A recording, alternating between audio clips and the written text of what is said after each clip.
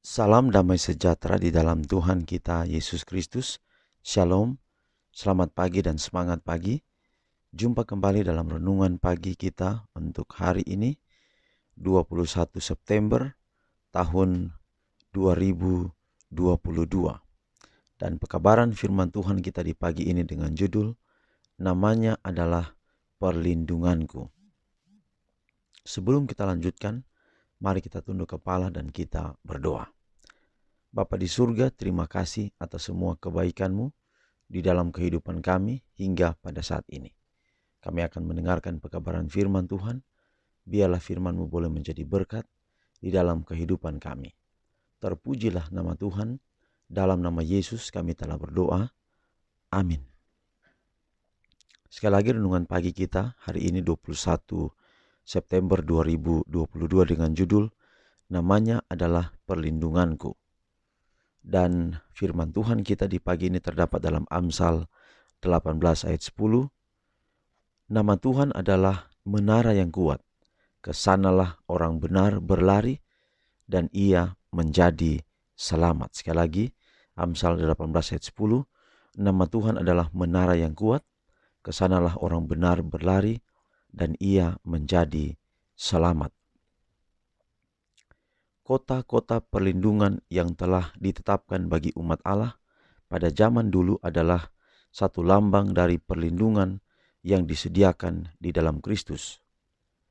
Juru selamat yang penuh rahmat yang sama, yang telah menetapkan kota-kota perlindungan yang sementara itu, oleh menumpahkan darahnya sendiri, telah menyediakan bagi pelanggar-pelanggar hukum Allah satu tempat berlindung yang pasti. Ke kota mana mereka bisa melarikan diri untuk menyelamatkan diri dari kematian yang kedua. Tidak ada kuasa yang dapat merebut dari tangannya jiwa-jiwa yang telah pergi kepadanya untuk memperoleh keampunan. Setan berupaya untuk membawa kita ke dalam pencobaan, agar kejahatan tabiat kita dapat dinyatakan di hadapan manusia dan malaikat-malaikat, sehingga ia dapat menuntut kita sebagai miliknya. Musuh itu membawa kita ke dalam dosa, lalu ia mendakwa kita di hadapan segenap isi surga sebagai yang tidak layak terhadap kasih Allah. Allah di dalam kasih-Nya yang besar tengah berupaya mengembangkan di dalam diri kita kasih karunia roh-Nya yang berharga. Dia izinkan kita menghadapi rintangan, penganiayaan, dan kesukaran, bukan sebagai suatu kutuk, tetapi sebagai berkat terbesar dari kehidupan kita.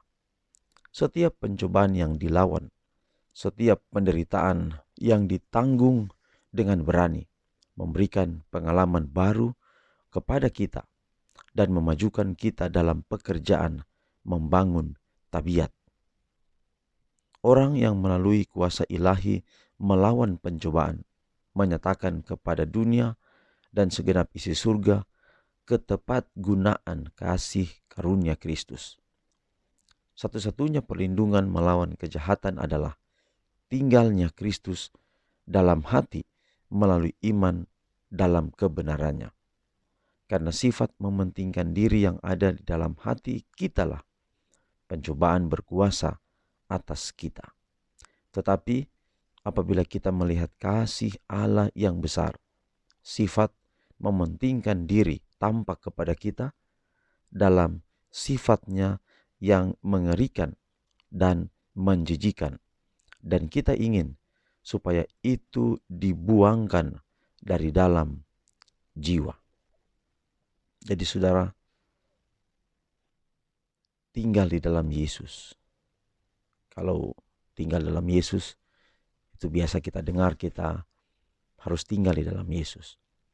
Tapi penekanan renungan pagi kita hari ini adalah satu-satunya perlindungan melawan kejahatan adalah tinggalnya Kristus dalam hati. Nah, sekarang bagaimana caranya Yesus tinggal dalam hati kita? Di sini dikatakan melalui iman dalam kebenarannya. Jadi sebenarnya ini sama. Tinggal di dalam Yesus itu sama dengan kita datang kepada Yesus, menerima kebenaran Yesus, menerima pengorbanan Yesus.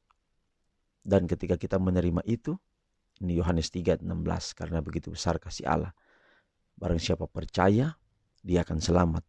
Maksudnya adalah kita tinggal dalam dia adalah kita datang kepadanya. Jadi kalau kita datang kepadanya, itu sama dengan kita mengajak Yesus untuk tinggal di dalam kita. Setan berupaya untuk membawa kita ke dalam pencobaan. Dan yang setan serang adalah tabiat kita, supaya tabiat kita tidak menyatakan siapa Yesus. Nah, dengan tinggal dalam Yesus, percaya kepadanya, Yesus tinggal dalam kita, maka kita dapat melawan kuasa-kuasa kegelapan ini, kuasa-kuasa yang jahat ini. Jadi, ayat tema kita hari ini katakan, nama Tuhan adalah menara yang kuat. Jadi kalau kita dengar nama Tuhan, kita sebut nama Tuhan, ingat itu adalah menara yang kuat, dan kesanalah orang yang benar berlari. Jadi nama Yesus bukan hanya sekedar sebutan untuk Yesus, tetapi nama itu memiliki kuasa, dan nama Yesus adalah perlindungan. Jadi di dunia ini, saudara, kita mungkin mengenal nama-nama atau nama-nama orang penting, tapi yang paling terpenting adalah Yesus sebagai juru selamat kita. Hari ini maukah kita mengakui dia dengan menyebut namanya? Hanya Yesus saja adalah juru selamat kita. Kiranya pekabaran pagi ini dapat menjadi berkat dalam hidup kita semua. Mari kita akhiri dalam doa, kita berdoa. Bapa di surga, terima kasih untuk kebenaran firman-Mu. Kiranya dapat menguatkan kami bahwa percaya kepada Yesus, menyebutkan namanya, ini sangat penting dalam hidup kami. Bahwa dengan itu, Yesus boleh tinggal di dalam hati kami. Peliharalah kami sepanjang hari ini, di dalam setiap tugas tanggung jawab kami. Biarlah kami tidak sendiri, tetapi selalu dengan Tuhan. Terpujilah nama-Mu ya Bapa, ampunilah segala dosa kami. Dalam nama Yesus kami telah berdoa. Amin. Saudaraku yang kekasih, demikianlah pekabaran kita di pagi hari ini. Sampai jumpa besok. Shalom.